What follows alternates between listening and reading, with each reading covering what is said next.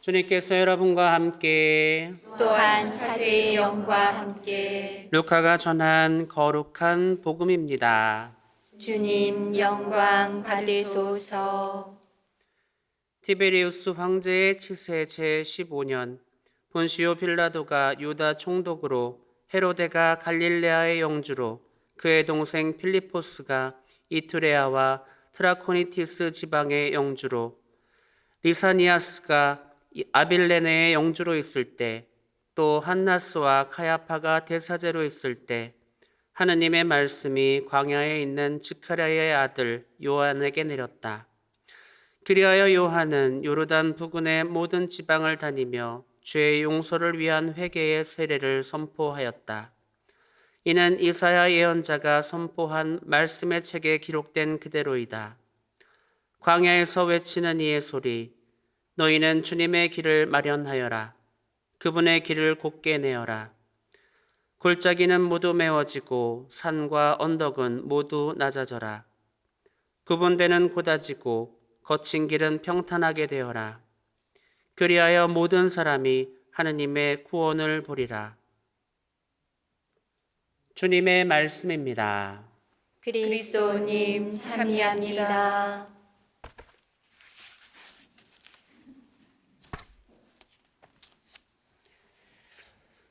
참 예수님, 참 예수님, 예수님의 탄생을 기다리는 대림 2주일입니다. 특별히 오늘은 인권주일이기도 하고 또 이번 주가 오늘을 시작으로 해서 또 우리 신앙인들은 일주일 동안 서해교리 주간을 보내게 됩니다. 그래서 질문 한번 드릴게요. 여러분들은 존엄하십니까? 여러분들은 귀한 존재입니까? 네.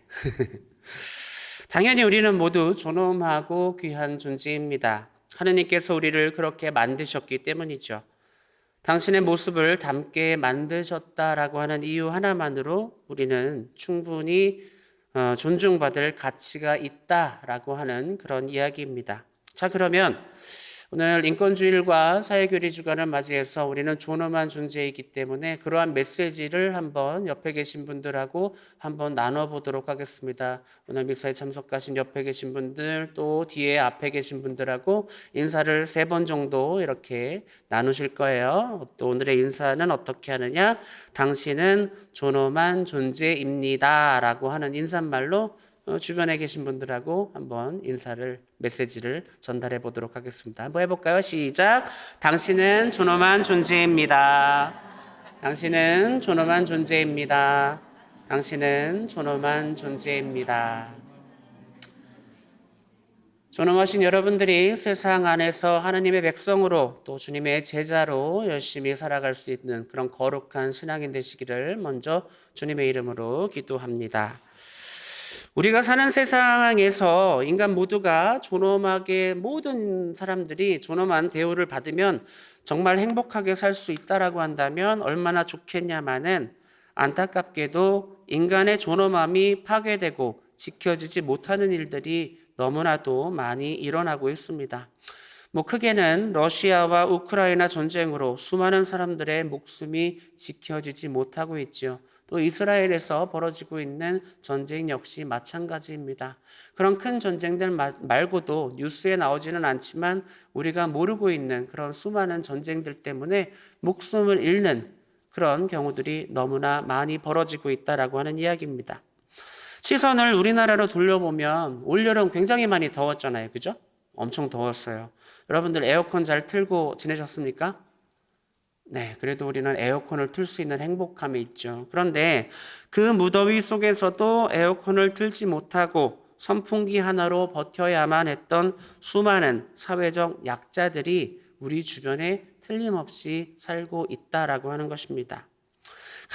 가족들을 부양하기 위해서 일을 해야 하는 수많은 현장 노동자들이 안전을 보장받지 못한 채 일을 하고 있고 심한 과로와 또 어떤 장비적인 결함으로 인해서 목숨을 잃는 경우 또 쓰러지는 경우들 그런 경우들을 우리는 뉴스를 통해서 많이 접하고 있습니다. 그러나 뉴스에 나오지 않은 더 많은 사건, 사고들이 있고 존엄한 인간으로서의 삶을 영위하지 못하는 분들이 지금 이 순간에도 지금 그런 일들이, 현상들이 벌어지고 있다라고 하는 사실을 우리는 잊지 말아야 할 것입니다. 그래서 생각을 해봅니다. 이 세상에는 신앙을 갖고 있는 방법은 많이 다르지만 하나님을 믿고 예수님의 가르침을 늘 가까이 접하는 그리스도인이라고 불리우는 사람들이 전 세계 인구의 33%가 넘는다라고 하는 이 통계가 있어요.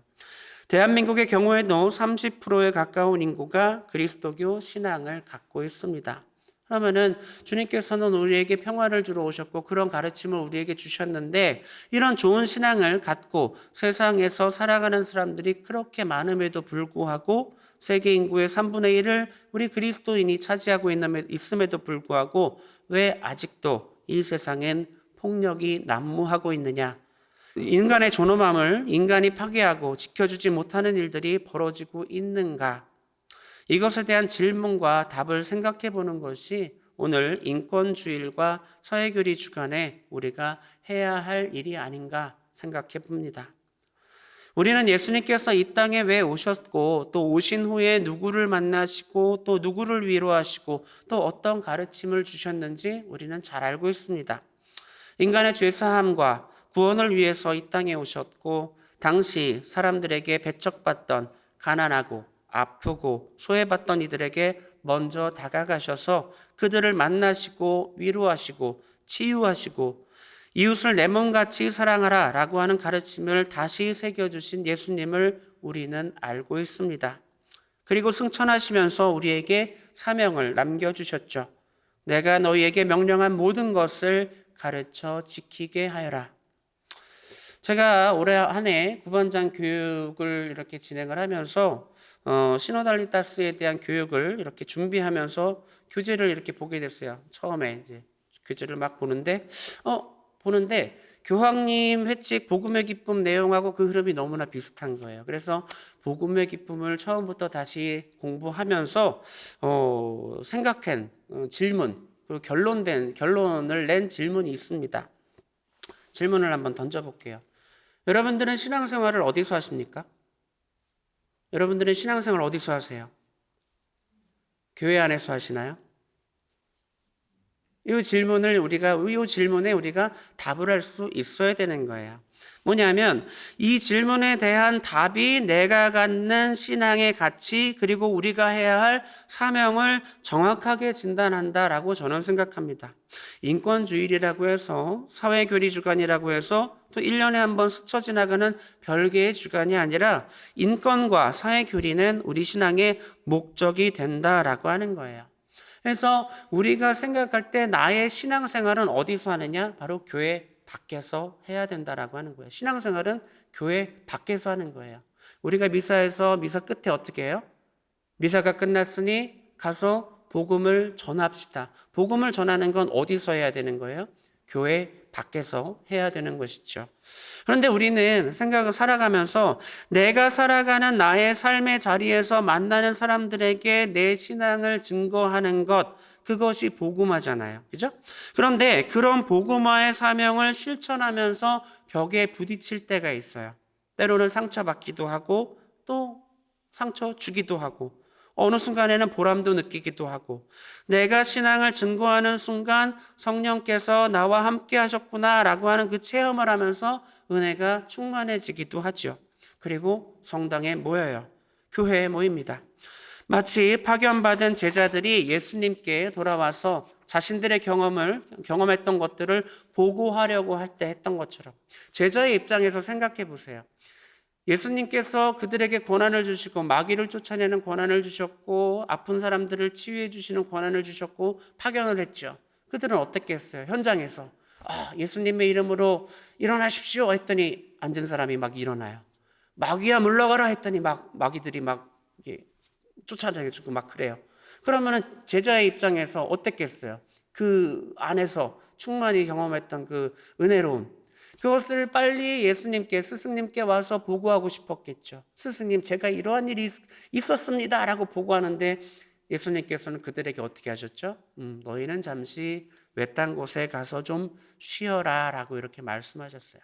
자, 교회 안에서는 그러한 쉼의 공간이 되어야 됩니다. 교회 안에서는 나눔의 공간이 됩니다.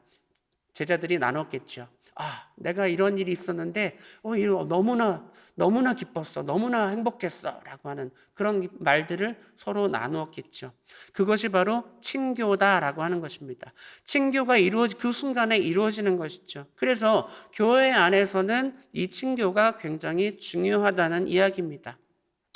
세상 안에서 상처를 받았다라고 한다면 친교를 통해서 치유받고, 상처를 준 잘못을 했다라고 한다면 회개하고 위로받고 다시 으쌰으쌰 이렇게 해가지고 세상에 파견되는 것, 그것이 우리 신앙이다라고 하는 거예요.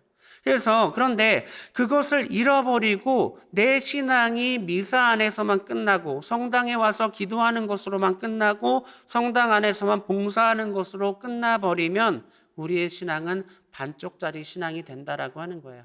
우리의 신앙이 완벽한 신앙이 되려면 교회 밖에서 미사가 끝나고 파견된 그 시점부터 우리는 세상을 복음화해야 할 의무가 있는 그런 하느님의 백성, 예수님의 제자가 된다라고 하는 것이죠. 인권주일과 사회교리 주간을 보내면서 또 하나의 성경 속 이야기를 들려드리자면 부자와 거지 나자로의 이야기입니다. 아시죠? 부자가 지옥에 갔어요. 아브라함 할아버지 나자로한테 물 한 방울 적셔가지고 제 혀에다가 좀 이렇게 해주십시오. 안 됐어요. 그런데 잘 생각해 보면 그때 당시에 부자로 산다라고 하는 것은 그 사회의 일원으로서 인정을 받았다라고 하는 거예요. 이스라엘 사람들한테. 율법도 잘 지켰고요. 나름대로 사회에서 덕망이 있는 그런 사람들이었죠. 그럼에도 불구하고, 율법을 잘 지키는 그 사람임에도 불구하고 지옥에 간 이유가 뭐예요? 바로 자기 문간에 앉아있는 거지 나자로, 가난한 나자로를 돌보지 않았기 때문에 그렇다라고 하는 것이죠. 그의 신앙은, 그가 믿고 있는 것은 자기의 집 안에서만 딱 가둬져 있었다라고 하는 거예요. 문만 열면은 가난한 나자로가 보이는데 그렇지 못했다라고 하는 것이죠. 우리도 성당문을 열고 세상에 나가면 소외된 사람들, 가난한 사람들, 아픈 사람들 너무나도 많이 있습니다. 그들을 모른 척한다면 우리의 앞은 어떻게 될까요? 아마 성경 이 부자와 나자로의 이야기에서 우리는 그 교훈을 얻을 수 있을 것이다.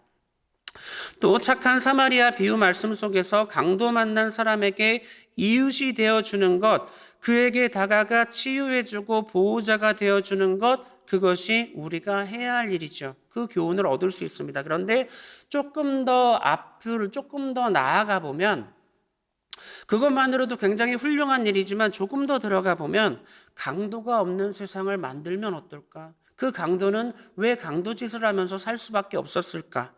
나자로라고 하는 거지가 없는 세상을, 가난한 사람들이, 그렇게 구걸해야 되는 사람들이 없는 세상을 만들어 보면 어떨까? 어쩌면 하느님께서 우리에게 원하시는 것, 예수님께서 우리에게 원하시는 것은 바로 그것이다라고 하는 것이죠. 인간의 존엄함을 보장받고 있지 못하고 인간의 권리를 박탈당하는 그런 사람들이 그러한 상황이 이루어지지 않을 수 있는 그 세상을 만드는 것, 그것이 우리 교회가 해야 할 일이고 신앙인들이 해야 할 일이다라고 하는 것입니다. 그래서 그런 방향성을 제시해주고 가르쳐주는 것이 사회교리의 영역이고, 인간의 존엄함을 지켜내는 우리 신앙의 목적이 되어야 된다라고 하는 이야기를 오늘 인권주일과 사회교리 주간을 시작하면서 여러분들과 나누고 싶은 이야기입니다. 인권주일, 사회교리 주간을 보내면서 교회 안에서만 갇혀서 머물러 있는 신앙이 아니라 세상을 향해서, 세상 안에서 우리들의 신앙을 증거할 수 있는 세상을 복음화할 수 있는 주님의 거룩한 제자가 되시기를 주님의 이름으로 기도합니다. 아울러 인권주일이 되면 주교회에서 인권 담화문을 이렇게 냅니다. 인권 담화문은 지금 우리가 살고 있는 이 대한민국이라고 하는 현실, 그리고 세상이라고 하는 현실 안에서 제일 문제가 되는 것들을 이렇게 제시하는 거예요. 그런 것들을 좀 읽어보시고, 앞서 말씀드렸지만 복음의 기쁨, 사회결이 어려운 게 아니에요. 복음의 기쁨이라고 하는 교황님의 회칙을 꼭 한번 읽어보시면 내가 세상 안에서 신앙인으로서 어떻게 살아야 되는구나 라고 하는 그 답을, 그 가르침을 또 배울 수 있을 거라고 생각이 듭니다. 그러한 가르침 속에, 그러한 실천 속에 주님의 거룩한 백성이 될 수 있는 여러분 되시기를 주님의 이름으로 기도합니다.